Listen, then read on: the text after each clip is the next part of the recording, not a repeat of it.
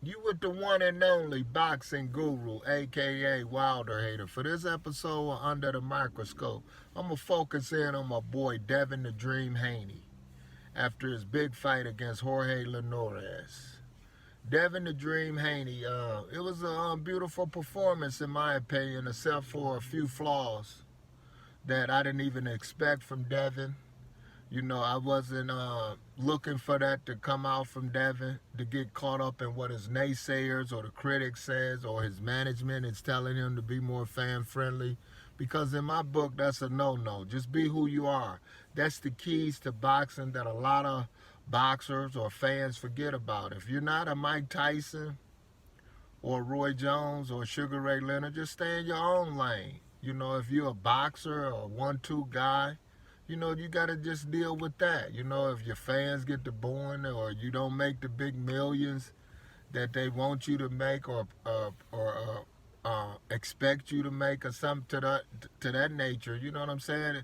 You can't worry about those things. But if you want to keep winning, winning is the keys to success and understanding. That's why it kind of shocked me with this, because a lot of y'all might not remember how me and Devin Haney first had our meeting. I'm going to remind some of y'all, if just in case y'all ain't heard about it. Devin was a child who came here to Toledo, Ohio, where I'm from, as an amateur boxer. Big Nate, the one that worked for Mayweather's promotion, he was like Mayweather's heavy bag guy, mid guy, or whatever he did for Floyd Mayweather. He brought Devin here for a boxing tournament. I was just got off of work. I was at the gym where they had the tournament. I was help yelling in the ring, trying to coach some fighters from Toledo against some fighters from Cleveland. Kenny Porter, Sean Porter's dad, was training or instructing the Cleveland fighters. So I was just representing for my city of Toledo, Ohio. So the guy from Toledo, Ohio beat the Cleveland fighter, Cleveland Akron fighter. So Devin saw me yelling in the ring, telling the fighter, even though I wasn't the fighter trainer, I was just assisting, because with the guru, I always had a boxing IQ, you know, second to none. So Devin came up to me as a young child and asked me would I train him while he was here. You know, I was like, oh man, I just got off of work, blase, this and that. So I didn't think nothing of it. I said, well, I'm thinking he had his trainer, but he had recognized the boxing guru as a child, that my IQ. So I kind of like, not brushed him off, but just told him I wasn't going to do it. So about a week or a month later, I went to Vegas for a Mayweather fight. They had some fights the night before, and I saw the kid sitting front row, and I went to a guy. I said, "Man, who is that kid?" He said, "He's the number one ranked kid in the nation." I was like, "Wow, that is crazy! I can't believe it." So the guru, you know, the game recognized game. Devin Haney has recognized the guru as a, you know, a boxing iconic figure. Game recognized game. So to make a long story short, I was like, man. Then, you know, hearing all the build up to Devin, you know, it showed me he had a great IQ. So when I saw him boxing in Mexico, you know, the stuff he was doing, you know, he working with top trainers, Roy Jones, Floyd Mayweather, Senior, Junior, you know, all them boys. So I said his IQ is up there. I said, dang, I hate I missed that opportunity. But to make a long story short, years later, when Devin saw me there in Vegas when he was talking to Tiafimo, he said he remembered me. So we embraced each other with a smile and stuff like that.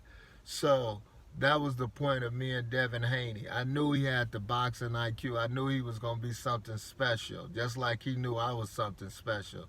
But for his performance that Saturday night against Jorge Linares really kind of let me down, because he let the naysayers dictate him in that square circle. Devin was doing beautiful work, in and out, you know, not giving Linares too much. He wasn't staying in the pocket.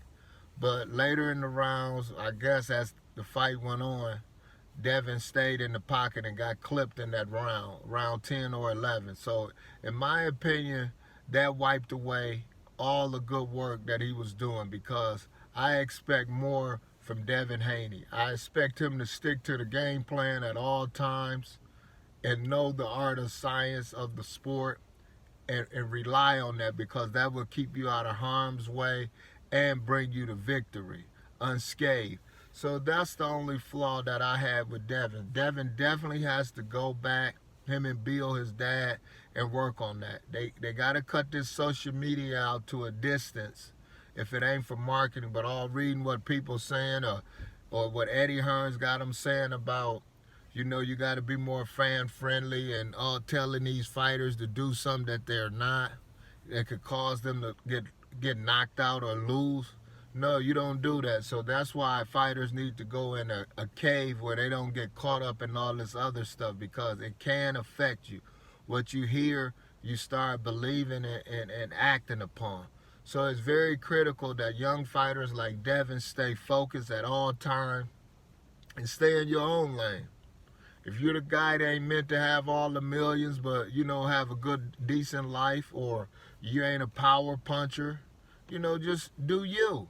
You know what I'm saying? Stay with the art of boxing. Ain't nothing wrong with the art of boxing, because one thing you can say, I'll box that guy, I dominate him for all these rounds.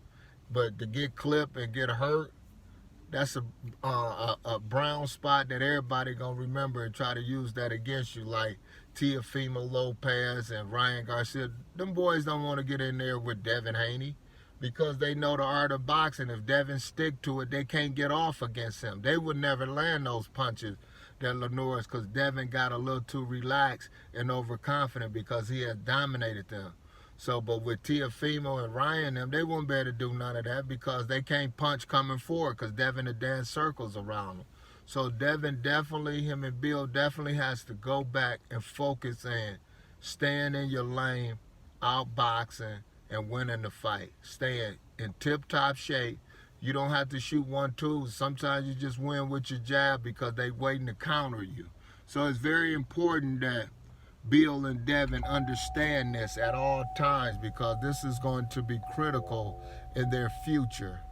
These are the words of the one and only boxing guru for this episode of Under the Microscope. Devin Haney has to stay in his lane and use his boxing IQ to be victorious all the time. Subscribe to me if you want more of the Boxing Guru Show.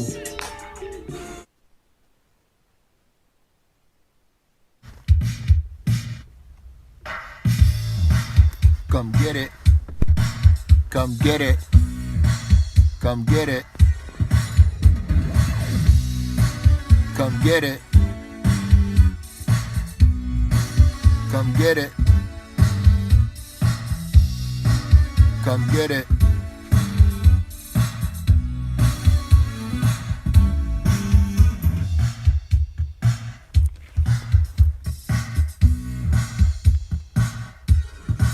Come get it.